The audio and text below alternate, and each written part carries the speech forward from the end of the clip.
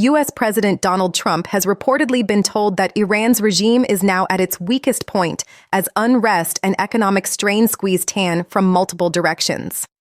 Trump allegedly received multiple intelligence briefings indicating Kmene's grip on power may be loosening, raising the possibility that internal pressure is reshaping the balance. According to the New York Times, U.S. intelligence assessments say the Iranian regime is at its weakest since the 1979 revolution, a striking benchmark for stability.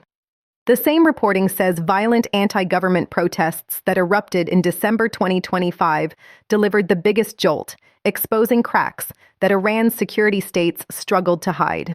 The New York Times added that protests even reached Khamenei's traditional strongholds, further denting the supreme leader's authority in areas once considered loyal.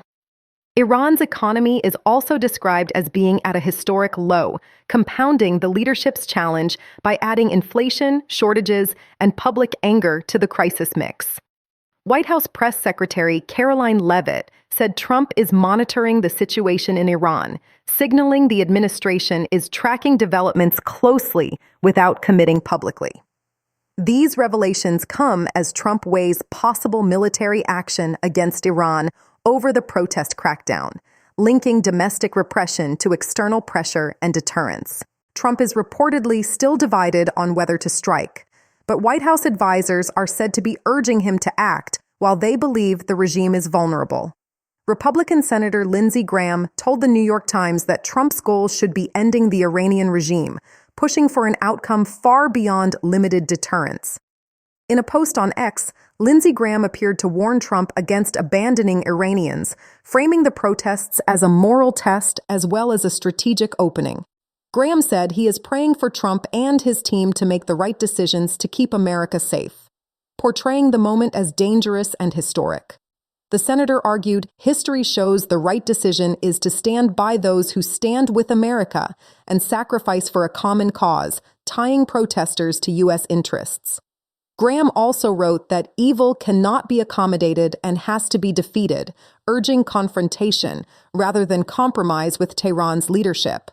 The Republican senator said he still felt sick about what he called abandoning our people in Benghazi, using that memory as a warning against repeating past mistakes.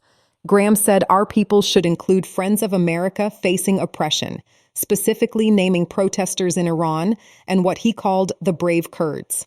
Graham acknowledged these are difficult decisions, but argued abandoning Iranians and Kurds would be Benghazi times 1,000,000, escalating the moral and political stakes.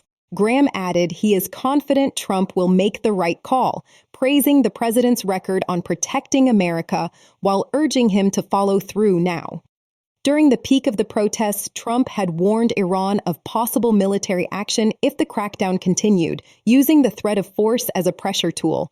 Trump then reportedly made a last-minute U-turn after assessment suggested a U.S. strike might not topple the Iranian regime, raising doubts about the endgame.